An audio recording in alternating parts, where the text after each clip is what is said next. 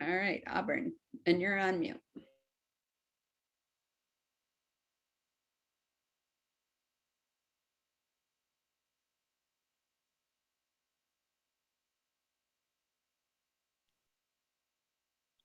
All right, everybody can hear me?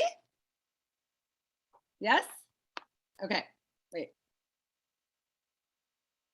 Can everybody hear me? Nobody's saying anything. Yes. Okay, Yes. there we go. Like I need an answer. Hi, good morning, everybody. I am Auburn Harrison. I'm so excited to be here, and I just want to say, listening to all of you, extremely touching to kind of hear that everybody is in such the same place. And I think you're in the right place and you're surrounded by the right people. And it's really amazing to hear all the passion in the room. And so for those of you who feel like I don't know enough, but I'm worried about the human side of things, which is pretty much kind of what I heard across the board. You're doing the right thing, and just keep it up. Imposter syndrome and feeling like you're not in the right place is totally normal. And there's really no perfect right solution or way to do things. So I just think it's amazing that you're all here. So uh, with that being said, again, my name is Auburn Harrison. I am a just private consultant. I own a really small company called Raising Heart. I started working with Tara when the Burn Measure 110 grants were out, and wrote a whole bunch of grants, and then kind of started working with some of the people who are here on this call today. Core in Eugene, Women First Transition. I'm working with a lot of different clients, and really have gotten to love this work a lot. So I moved to Portland about 2 years ago from Nevada.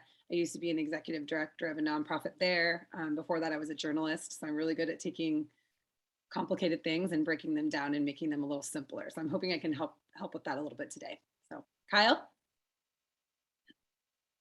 Sure, yeah, I'll introduce myself. My name's Kyle, and thanks everyone for your introductions as well. I know it went long, but it's really helpful for us to get a sense of who's in the room and what you're thinking about. This is only the first training, and so our minds are already trying to figure out how to meet you all and get you the information you need even down the road. So my name's Kyle. I work with some of you as well. I own a small consulting firm called Launch Operations and Consulting. And I've never not worked for a nonprofit. So I've been working for nonprofits for more years than I care to name. And I actually come from the programmatic side. So where a lot of you are at. So I understand the unique challenges of trying to both manage the programmatic work and having all of the thoughts about how you're going to serve people, as well as then also having to think about like what's the budget going to be like and what are the finances going to be like. So my little business, I help people both on operations and financial stuff. I do kind of both of those things. And I specialize in small nonprofits where a lot of you all are at, and nonprofits who are growing. I've helped a lot of nonprofits through growth periods who've gotten a lot of money from one way or another. So a lot of your introductions are there's like right in my sweet spot of where I work, and I've worked with a lot of executive directors in your shoes. So I'm really happy to be alongside and help where I can answer questions. Okay, we already did the introductions, and again, yeah, thank you so much. All of your vulnerability and just honesty is just incredible to hear. And before I kind of get going, I just want to say one more thing: is that we totally recognize that everybody is at different levels. So, some of this you might be like, well, yeah, duh.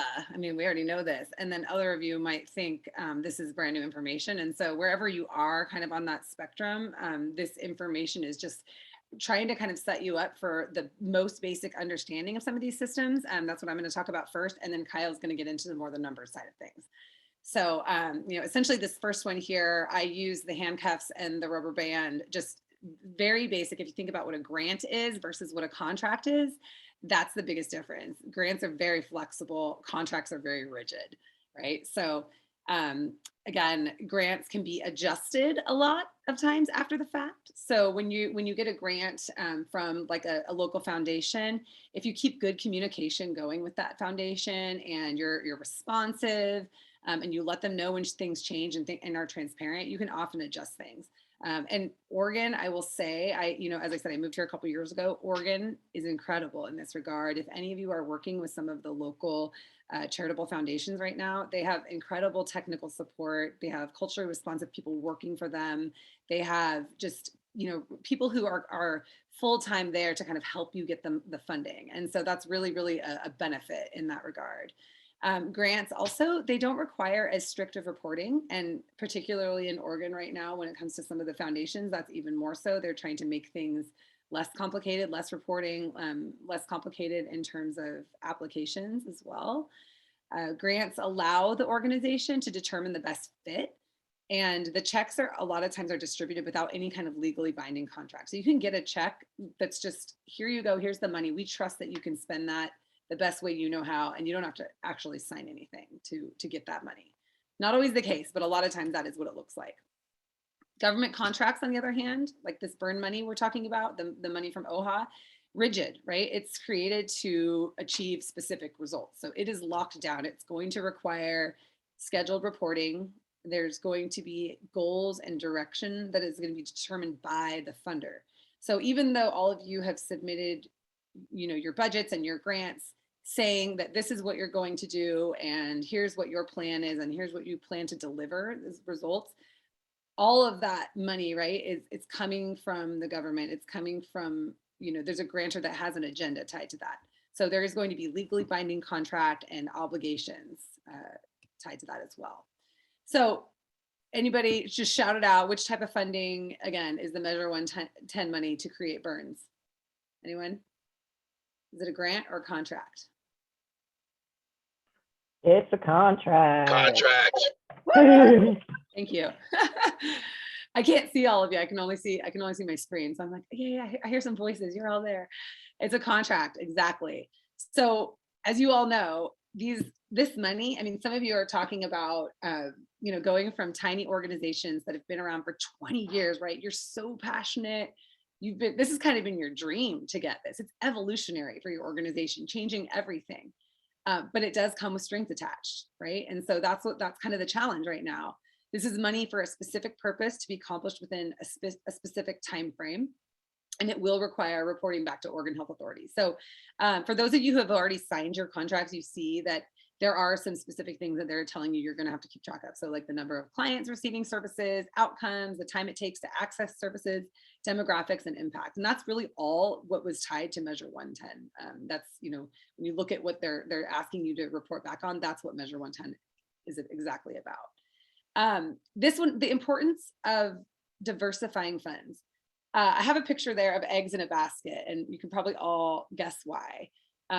People always say, don't put all your eggs in one basket, right? Don't quit your day job, kind of a thing. Well, when it comes to nonprofit funding, diversifying your funds is so incredibly important because it's going to create sustainability. So for those organizations that have been around 20 years and you've been doing this incredible work, we want to make sure that this money ends up being a gift to your organization that keeps you around long term, so that you can help more people, and so that you're not staying up at night worrying about those humans that you all mentioned.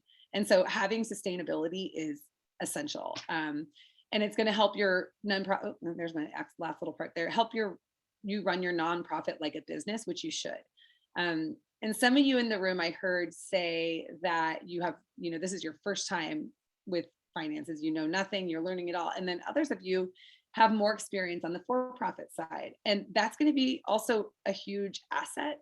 And something that I think is really sort of a misnomer about nonprofits. A lot of people think, it's a nonprofit, so that means it doesn't make any money, and nobody should get paid well, and it shouldn't be, like a business. Well, that's not true. Your nonprofit really is a business, and you should run it like a business. And part of having a successful business is being sustainable. So when you don't put all your eggs in one basket and you don't rely on just one particular fund, then you're not stuck on that funder, right? You're not reliant on them. So, you kind of don't want to, like with OHA, you don't want OHA to be your entire budget. And for some of you right now, that probably almost feels like the case, because you just got these, several $1 million that just like blows away the budget you had before. And that's okay because that's where you are right now. But part of what we're talking about today is how to get to the next level. So diversifying your funds is going to allow you to stay on mission and make the biggest impact. And it also is going to give your organization the financial stability and the staying power in case one source runs out, right? So I don't know if anybody wants to just shout out if they agree with this, but how many of you feel like this, the money has kind of been threatened, right, from day one? So how many of you are kind of like, I'll believe it when I see it, right? Anybody feel like that? Yep. That's why Yep. exactly why this is so crucial, is to make sure that you have lots of different funds. So if something happens to one of those funds, you're not stuck. So here's a really good kind of visual picture of what that could look like. There's stability on the left, you see, and then versus instability. So on the left, you've got Oregon Health Authority is funding like 90% of this organization, right? And that could be the case for you right now, where you have your maybe 10%, maybe you were operating on a budget of like 200,000 or 300,000 for a long time, just a tiny little organization. And then now you just got $2 million. Your budget probably is going to look like that. And so right now it's unstable. Now, if you look at the other side, the more blue side, you see this kind of mixture, right? You got OHA more at like 40%. So that's more common, where you do have a larger chunk from a government organization. Then you've got 15% foundation grants. So that's like in Oregon, some of you might have heard of organizations like Marie Lamfrom and Seeding Justice and the Collins Foundation. Those are foundations, like charitable foundations, could make up a smaller portion. Corporate sponsorship, so that's any kind of a company that is giving you funding, whether it's through a corporate grant or a sponsorship, special events and fundraising, individual giving. So really having like that mixture and having that pie look a little bit more even, like you would want to slice a pizza, but maybe there's one really kind of a bigger slice on the side there, is absolutely crucial. So the goal is to get your budgets to look more like that. And one way to do that is to braid funds. So if you look here at my braid, you've got all these different colors kind of going into one thing. So think of like one of those streams is foundations, one of those strands is the OHA, one of those strands is some small corporate grants, one is your individual donors, and all those things braid together to really go toward one position or project. And so a lot of times even you'll be asking for, some of you I've been working on with on this is where you're maybe asking for a couple, several thousand or several 10,000 toward one position from one grantor, and then getting another grantor to fund the other half of that position. I mean, doing those type of things is very smart to ensure that you don't have to lay people off, you don't have to lose people if something happens. So keeping those positions funded through lots of different areas. Having a heavy mixture of restricted and unrestricted grant revenue is huge. And also multi-year funding. So anytime you can get, an organization or a funder to give you funding that is going to be continual, so you know that you're going to be able to apply for it again the next year and the next year, is incredible, because that makes sure that you're sustainable. Then, okay, well, I can make it through these next 2 years until, and that's kind of the way nonprofits end up working, it is that that constant kind of reevaluation of your budget. And the other thing is that's really important to talk about right now is the investment in your development infrastructure. That's how you get to this multi-year and this braided funding, is when you invest in your development infrastructure and start thinking about all those different tools that can help you bring in those braided funds. So some of those examples: fundraising, individual donors, corporate giving, and the most important one, building relationships. And I heard many of you mention the importance of that in your work. And so do not lose sight of that. You'll see at the end of my slides here, I'm getting close to the end here of my section. That's one of my biggest takeaways, is that relationship building. I think it's just of utmost importance.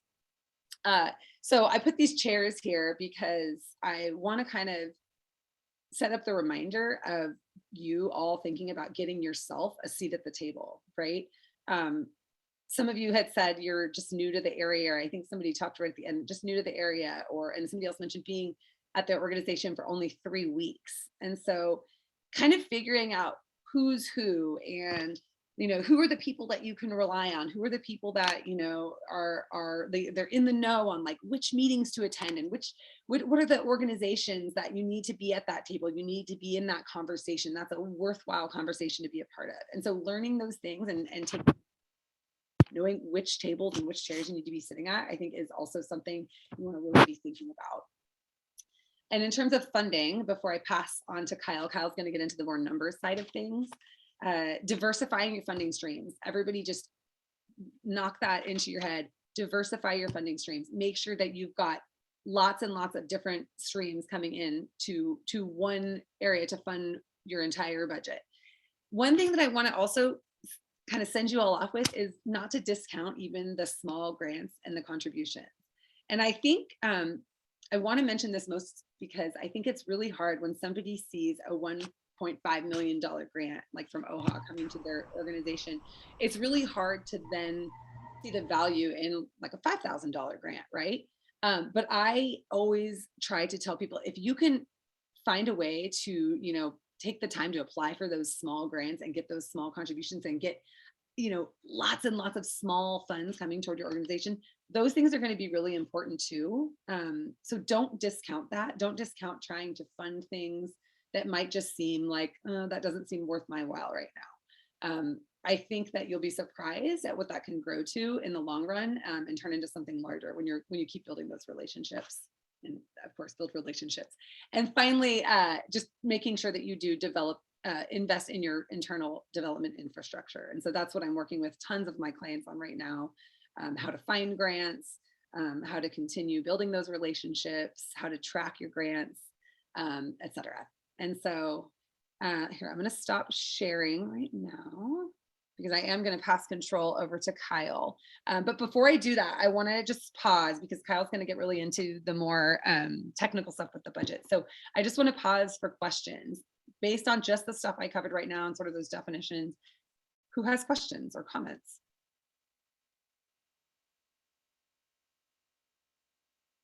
Nobody? Well, this is Steve. Kyle will probably talk about this, but my focus is what kind of reporting, what kind of details do you need? In terms of financial reporting? Exactly, to Yep. you. Yep, we'll be getting into that with Kyle next. Yep. To be clear, are you talking about reporting for these specific funds? Because that's not to us, right? That's an OHA report that you're going to need to report out to. I guess I misunderstood who you were representing. I thought it was OHA. Okay. Yeah, I don't know if Tara, do you want to clarify? I just want to make sure we're out. Yeah, that's clear because They're technical support. Yeah, we're technical support. We have nothing to do with OHA other than that we have been doing a lot of advocacy on behalf of providers to OHA to ensure that people get their money. We want to make sure that this is technical support that is not just about the 110 grant, definitely is about the 110 grant, but really providing the support for 110 service providers. So they can look at and work with you potentially on kind of what OHA's buckets are and what they're looking for from their reporting guidelines. But I think that OHA has its own technical support when it comes to their exact contract and their exact reporting. And you should have a contract manager or a grant manager at OHA who can do that. This is much more geared towards how do I set up my own financial systems? How do I set up my own budget, whether it's the grant budget or the program budget, and making sure people have the tools that they need for the full organization and not just necessarily specific to this. And as Auburn said, some folks, that's all the money that they have right now is this OHA grant. So it's about setting up a system that will keep them sustainable and hopefully stable throughout. And then as they diversify their funding, can kind of start building that in. So definitely want to make sure that folks understand we're not OHA. We don't get any money from OHA. We are here to support organizations and to advocate for organizations. So we're doing both. The technical assistance came from, the recognition that folks really don't have access to a lot of these types of consultants and capacity. And so trying to build capacity for you all when you don't, in the areas and the spaces that you may not have.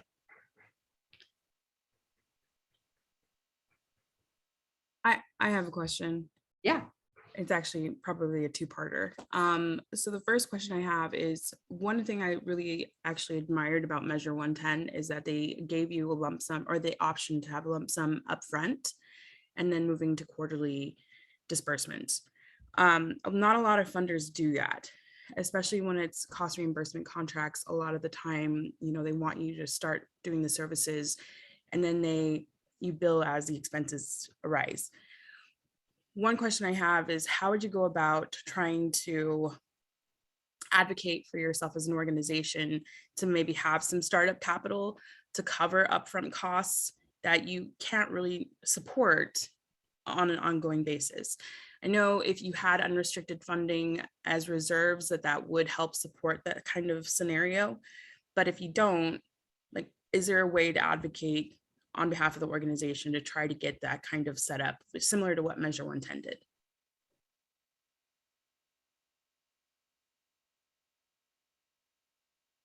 And that might be outside of the scope of this conversation. Auburn, you got that? Yeah, I mean, that's a great question. I love hard questions. Kyle might be able to answer it a little bit better, but I would say, I mean, that to me is the kind of thing, if you're looking, you're saying that similar to Measure 110, you're looking for other grants that will be set up that way. Is that kind of your question? Or well, you're just saying, how do you explain that or explain the need to that? To the funder? Sure. So for example, not to disclose too much information, but just that our nonprofit, for example, relies heavily on cost reimbursement contracts. Very rarely do we have grants that are actually funding 100% of the money up front and then trusting you to do what you're doing. They say it's a grant, but it's traditionally a contract, and so it's cost reimbursement. And so a lot of the time you're just restricted by the terms of the contract or the grant agreement. And they really limit about the funding options and opportunities. So I guess my question is, as a nonprofit competing against other nonprofits, which is not always ideal, and having to advocate for yourself with either the county or the state, and sometimes, I mean, you can't really negotiate with the feds, but with the county and the state level or the city level, how do you negotiate on behalf of your organization to be recognized as a nonprofit, and the fact that most of the time you're a small nonprofit and you can't compete with some of these larger organizations that have the capacity already built into their budgets to support cost reimbursement? So I guess my question is, that it's just built into the contract and you just can't really negotiate that terms? Or how do you advocate for yourself as an organization to negotiate the terms of the contract to make sure that you're able to support the project up front and not having to carry that load fiscally over the first few months? And let's be real, sometimes counties don't pay their bills right away. So you have to carry that expenditure for sometimes months at a time. Yeah, I mean, I think this, it's so tough, because really what you just explained is exactly the whole reason why it's so important to diversify your funding, right? So you're not in that situation. But I think in Oregon right now, I think having a transparent conversation about that is the number one most important thing, but that's not always possible, right? You're not always able to get to a human being at OHA or somebody who's able to jump in and talk about that. So it's kind of a different situation. Kyle, do you have anything to add on that?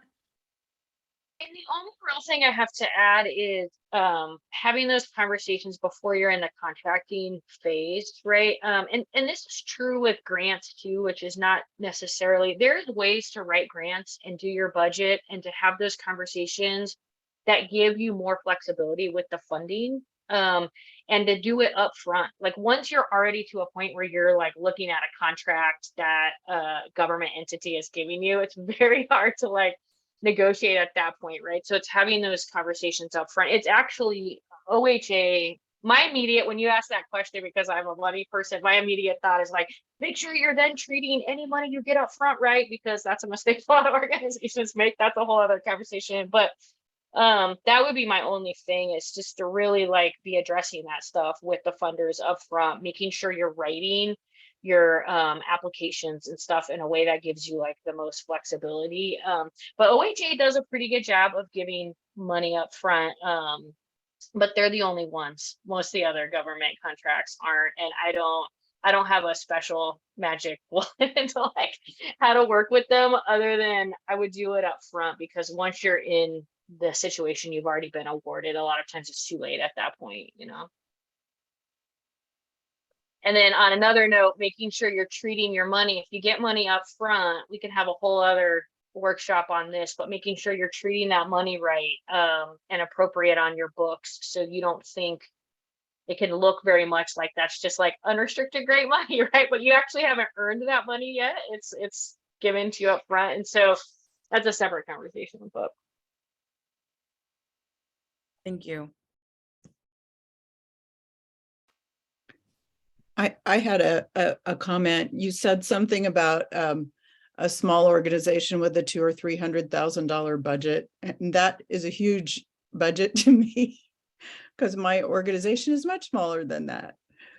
Yeah, no, I mean, and that's an excellent point. And what is your budget, if you don't mind? Do you mind, what's the Well, it's much improved since we have several OHA grants, but it was definitely, it was like under 50,000, and we ran it out of our home, and and now we're actually in a place to hire staff and stuff like that. So it is kind of going from definitely a mom and pop operation to something much bigger. And sometimes you can do that. Sometimes you can run on a shoestring for a while, but that's not sustainable for the long term. So No, absolutely. I mean, that's incredible, and you're not alone. There's so many organizations that have under $200,000 budget, and it's amazing to hear like, yeah, $200,000 seems like a lot of money, and then you get 2 million, and you don't know what to do with it, right? It's huge explosive growth, and so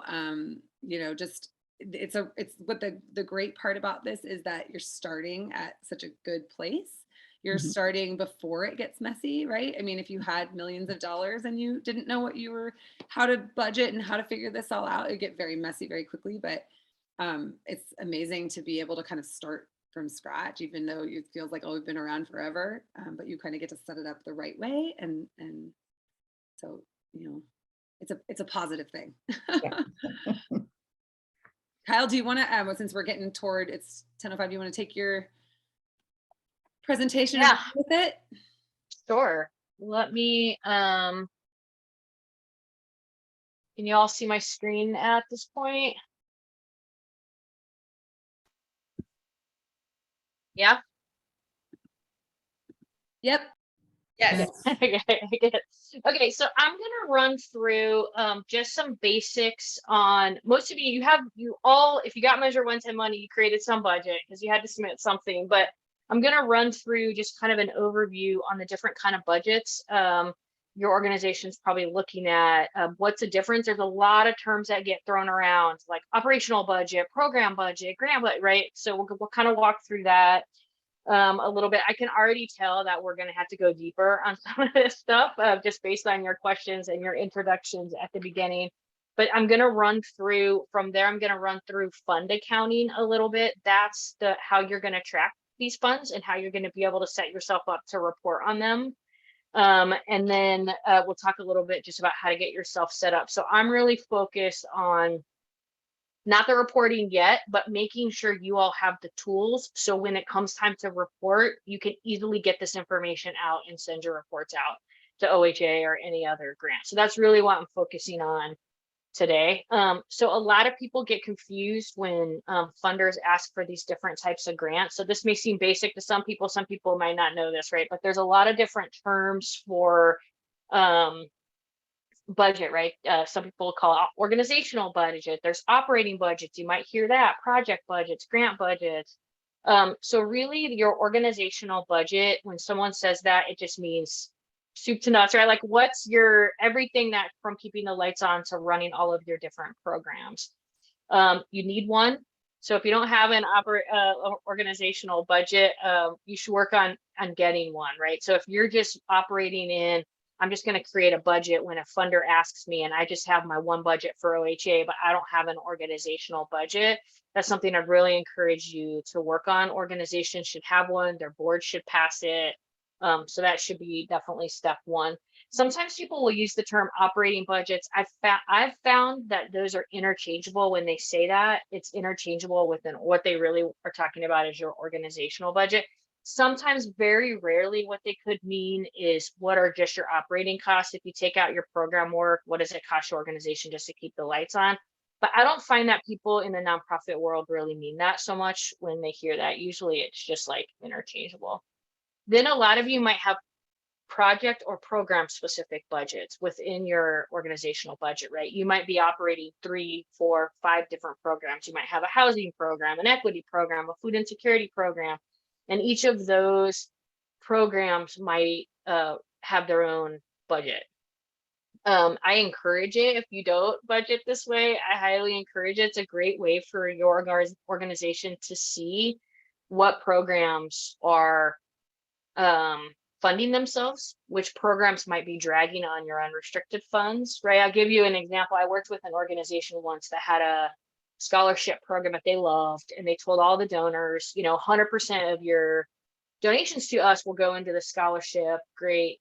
And they hit a financial rough patch, which is when I came in, and they had no idea how much their scholarship program was actually costing them, right? They were passing 100% of the donations through, and there was nothing covering the administrative costs of the program, the software. And once I created them a budget and really tracked against it and laid this out for them, they were shocked at how much it was costing them, right? And they changed their policies. 100% of those funds didn't go through anymore.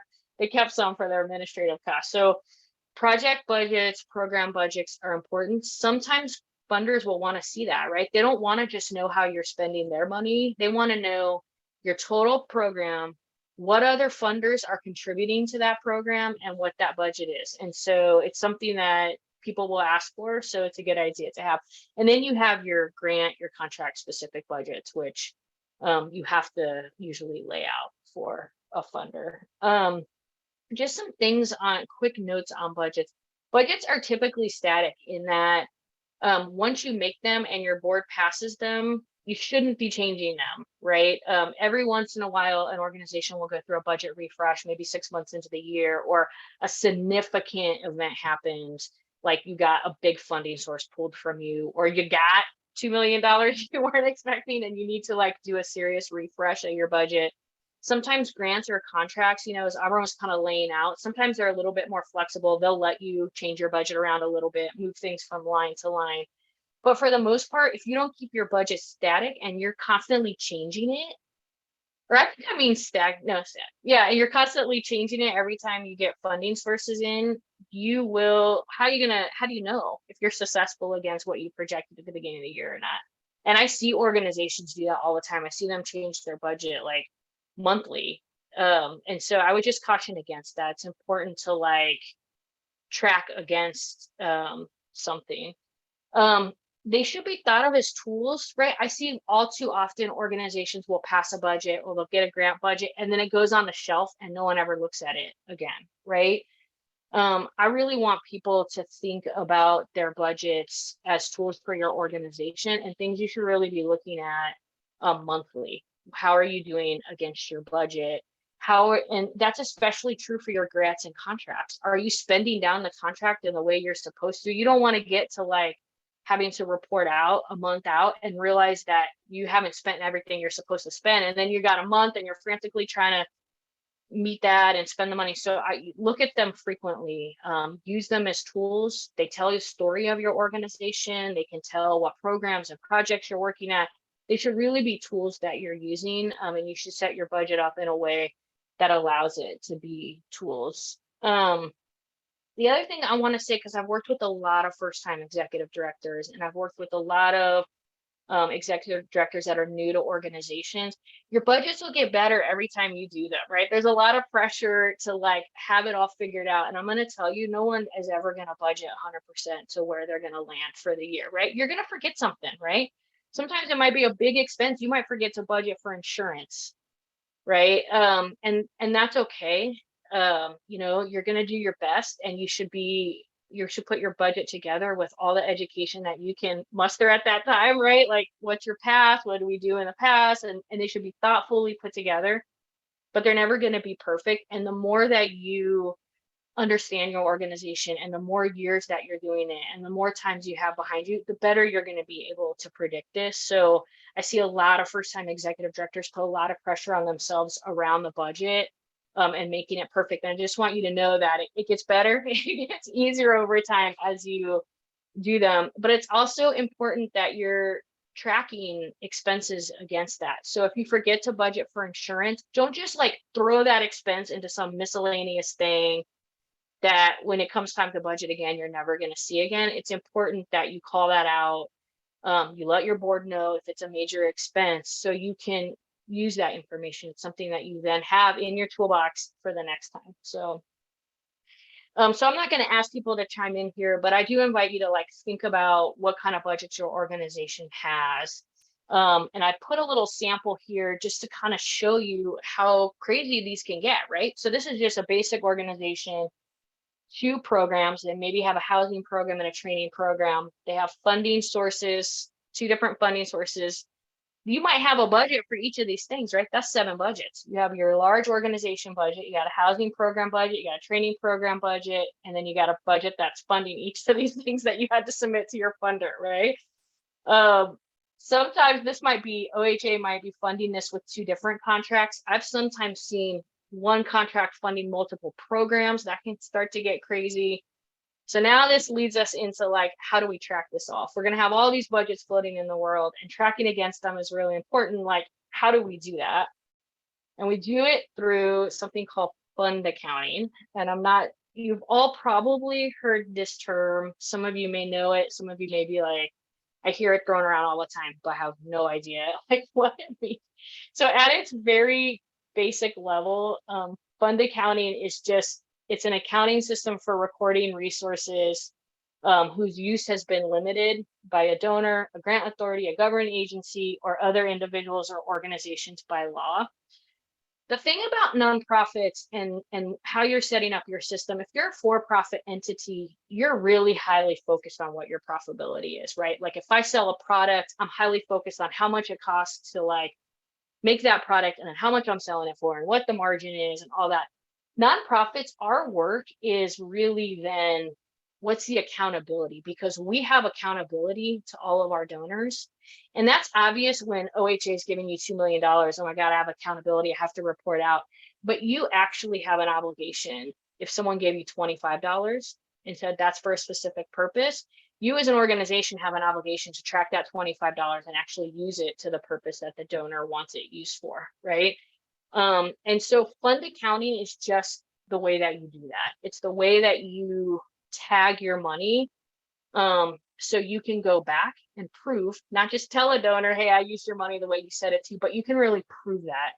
And if you ever got audited, if your organization's ever gone through an audit, this is one of the things that they're really going to look at is like, can you say that you're using money in a way that like the donor has indicated they want their money to be used, right?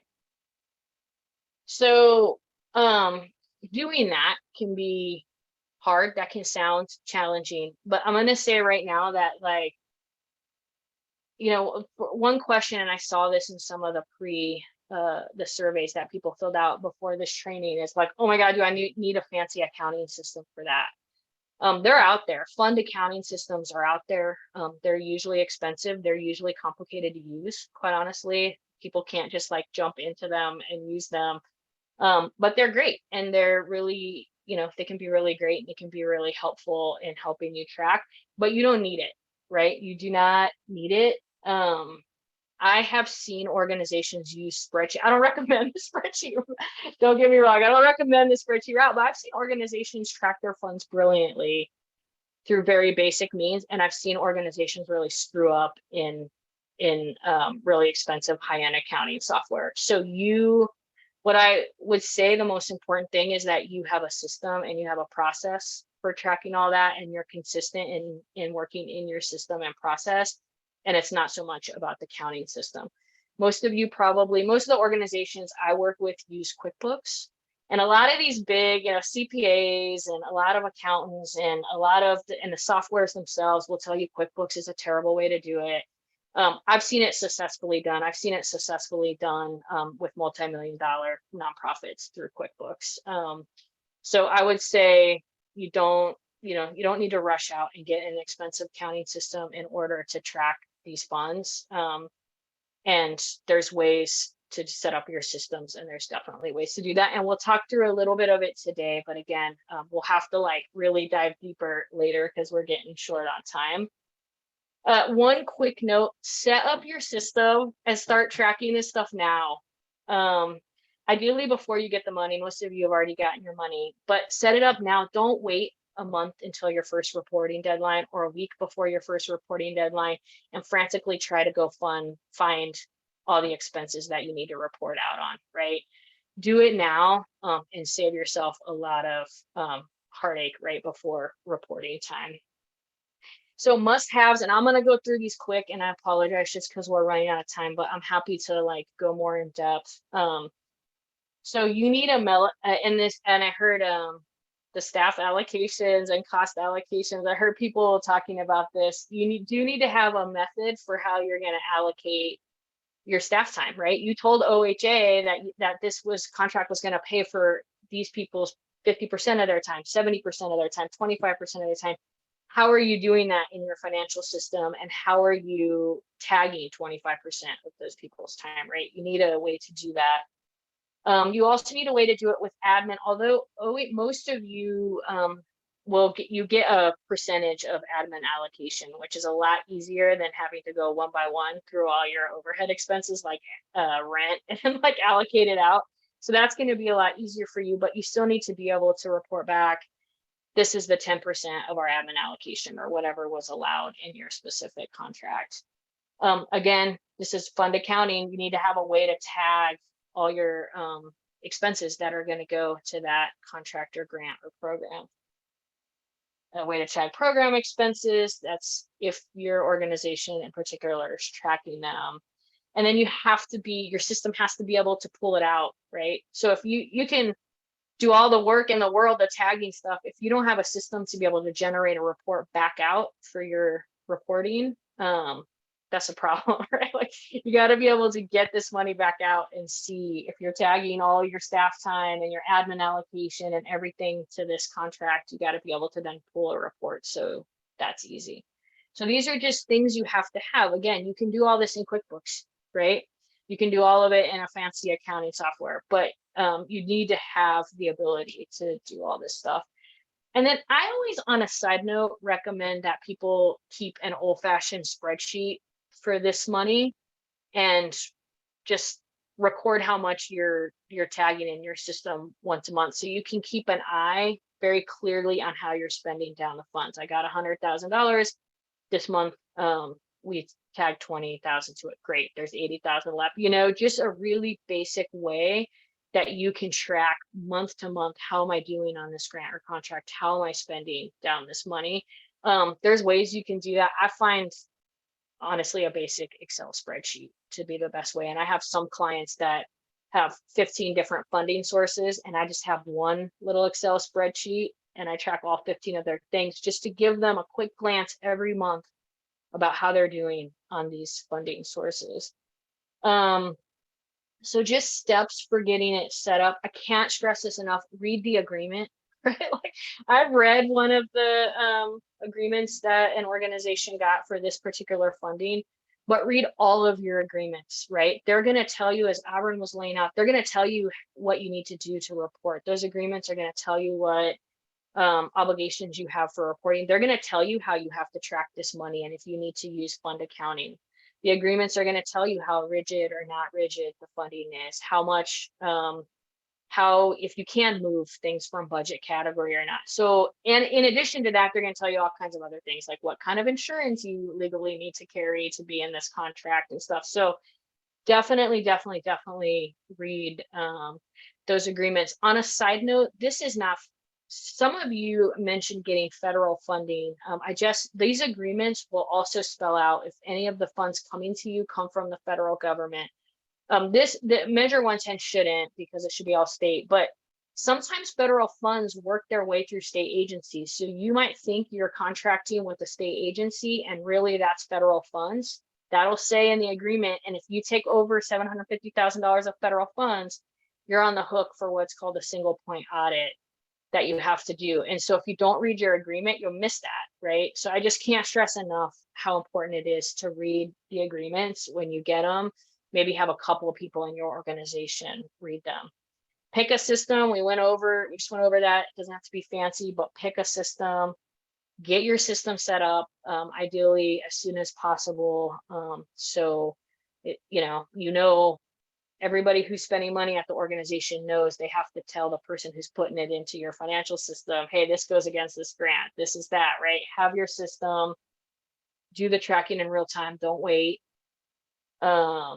Do your staff allocations, your admin allocations, and then your reporting.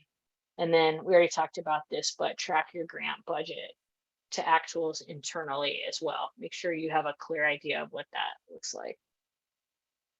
And that's all. I know I ran through that quick and I apologize, but we only have 5 more minutes and I wanted to leave time for questions. So I will. This is Steve. Yeah. I thought, Kyle, your presentation was very good. As a CPA, I'll comment.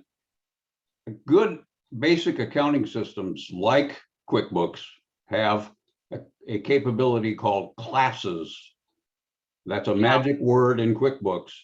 And with classes, one can create a very acceptable fund accounting system.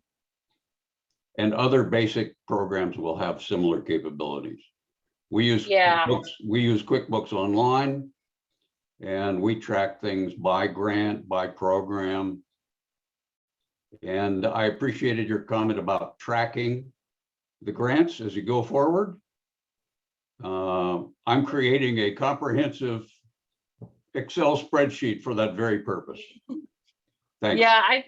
Yeah, thanks, Steve. I think definitely, like, no matter how fancy your system is, having the old-fashioned Excel spreadsheet, I really can't stress enough just to keep in your mind. And yeah, classes is definitely so in QuickBooks, without getting too much into it. Yeah, definitely classes use that.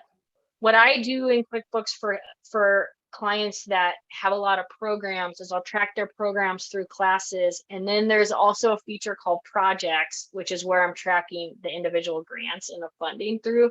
So then you have those 3 levels. You can track your accounts, your programs, and your individual funding streams. So there's creative ways to do it. QuickBooks isn't built for that. There's nonprofit fund accounting that's like systems that are built for that. They're usually very expensive and quite frankly hard to use, right? Your admin person is not going to be able to jump into them. I struggle with some of them and I've been doing this for years and years. So QuickBooks is by far the easiest to use and you can manipulate it to track all the things that you need to track. It's powerful and complicated. Angus, I see your hand. Yeah, sorry. Yeah, I just had a question that Shannon asked me to ask in the meeting today, specifically about multi-year grants. When we have funds left over from the grant going into the next year, so say, for example, we have a Meyer Memorial grant and we got a 2021 grant and a 2022 grant, and they didn't require us to give back the money that we didn't spend in 2021 that was left over, because we had a little bit of it. And so we've been pulling money out of the 2022 grant, and we just took the money that was in the 2021 grant and put it in savings. So we're just wondering, like, when we have several years of grants in a row, like, what do we do if we have money left over and it's not required to be returned? Okay, so this actually opens up like a whole complicated thing about how you record and recognize income. But I would say it's okay, it's important, but I would just say on a basic level, if that money then becomes unrestricted and you can just use it if that's what the grantee is indicating that you're able to do with the money, right? Okay, yeah, so it's probably just in the agreement of like after the year is up, et cetera, et cetera. Yeah, it would be in the agreement. Sometimes they'll write an amendment to the agreement that's like, okay, we're recognizing that this $5,000 wasn't spent for the intended purposes. You can release it, and then that just goes into your general operating. Okay, perfect. But here's a quick thing on multi-year grants that a lot of nonprofits don't understand. If there's no condition on the grant, which there often isn't, and this is where it gets really complicated, but usually you're required to book your multi-year grant. This is different than a contract, and I want to be really clear, but like a grant from Meyer, if you get $100,000 and you're getting $50,000 over the course of 2 years, you're required to recognize and book that $100,000 in the year you got the agreement. Even though you're going to spend $50,000 in subsequent years, it can really, I work in the small nonprofit space where this can really screw up budget. If you're big, it doesn't matter so much because you have a lot of this coming in and out. So that, that might be a whole other training for us, and we don't have time to go into it today, but I just want to caution people against that it gets really complicated. The difference between contracts, grants with conditions, grants without conditions start to get really complicated in how you have to treat them on your books. Getting money, like that question about getting money in advance before you've actually earned it, gets a special treatment on your books. Like, this stuff starts to get real complicated. So just FYI on that. Okay. Yeah, but just, yeah, I mean, Shannon would obviously love to meet with you and ask these questions in person. So yeah. Well, we can talk about it. Yeah, for sure. Yeah. Yeah, and I would say just in terms of that, just adding to that is the communication thing. I think right there is so key. And Meyer Memorial is a great example of one that is very transparent and open, and they have so many staff members that are willing to talk to you about it. And so having communication with them is really helpful. And so I know Shannon is already doing that. And so that's just, yeah, it's just another key element. I feel like being like open and vulnerable as much as you feel like hopefully you can be in this space, try to be like that with the funders too, because there's no wrong question, and there's no reason not to at least ask, like, hey, this is what we're thinking, this is what we need. And I think that we're in a shift, and funders are more receptive to that now. Okay. Maybe not OHA, but maybe not OHA, but I'm seeing more and more grant funding. It's great. It's really easy. It makes my job a lot easier, quite frankly. I'm seeing a